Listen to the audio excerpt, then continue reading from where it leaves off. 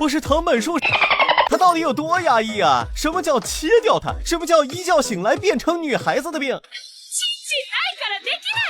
什么叫我喜欢上了我的老师？人鱼 JK 又是什么鬼 ？OK， 我们还是先看藤本树先生大名鼎鼎的电锯人，老电脑子的，除了吃似乎就有那种事儿。約束だったじゃろ？胸を揉ませてやるから。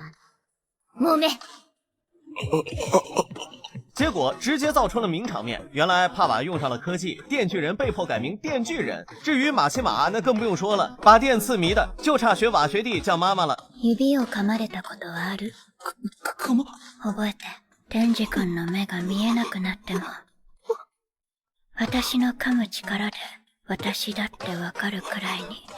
不过这也不能全怪电刺，这歌在座的各位，我觉得也没几个能顶住的。巧合的是，藤本树老师曾经透露过，自己上大学时被一个强势的女同学霸凌过，可他却觉得很幸福，好吗？喝着马奇马的原型是大学同学呀。而在漫画后期，藤本树老师更是放飞自我了，炼巨人直接改名炼接人了。某天，劳电本来是要跟三鹰去找回纳尤多，结果这小子突然意识到很久没起飞了，下一秒就被一顿斥责。劳电却认为都是小电刺的错。结果三鹰说，那你不想要的话我帮你切掉。就这样过了10秒钟，诞生了这张神奇画面，致敬传奇机长真4是吧？我是真没招了。至于变成女孩子的病，出自藤本树老师的短篇集，别问这到底是什么病，人家就叫这个名儿。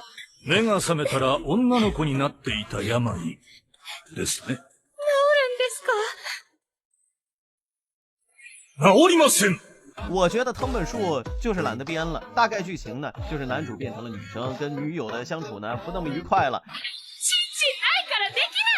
甚至还有点喜欢上女友的哥哥。不过最后及时回头挽留了女友，但这雷霆站姿可能也就是离人很远离神很近的藤本树老师能做到。你以为这就结束了？不好意思，这还有高手，我对老师有别样的情感。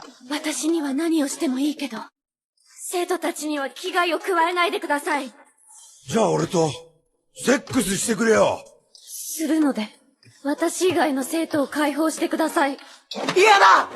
川口先生とセックスするなよ！故事的大概呢，就是男主的父亲死之前说自己会上月球，可没人相信，只有老师相信男主。结果男主就对老师产生了别样的情感，在他的心中，老师是圣女一般的存在，所以无法接受流浪汉跟自己老师过夜。但男主的反抗彻底激怒了流浪汉，下一秒流浪汉就开枪了，而男主居然接住了子弹。我只想说，不愧是你藤本树。后来流浪汉就被嘴遁说服了，乖乖的进了监狱。毕竟男主都能徒手接子弹了，那还玩啥呀？最后一个人鱼的狂想曲，据说是藤本树老师被质疑写不出好结局逼出来的故事。大概讲的就是男孩不好好上学，但憋气很有天赋，没事就去潜海，还发现海底有架钢琴，那还说啥了？弹呗。结果一弹不要紧，他似乎能看到从未见过面的妈妈，而美妙的琴声吸引来了美人鱼，结果把男主吓得呛水了。人鱼自然是要救的，只不过他怎么还穿 JK 呢？人鱼觉得男主的琴声很好听，就这样来作为报答，男主天天来海底弹琴。但某天男主遭遇了鲨鱼袭击，血腥味道激起了人鱼的天性，忍不住咬了男主。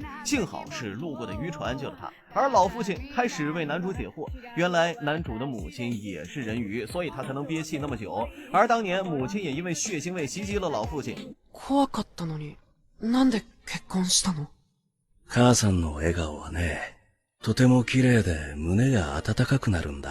父さんは母さんを怖かったけど、父さんはね、こんなに綺麗に笑う人になら食われてもいいと思うくらいには好きだったんだよ。男主瞬间开悟，又下了海，结果整个人鱼家族都被男主轻声打动，轻口味的传送空气。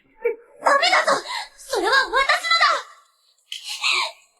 僕はこの後も朝までピアノを弾いた。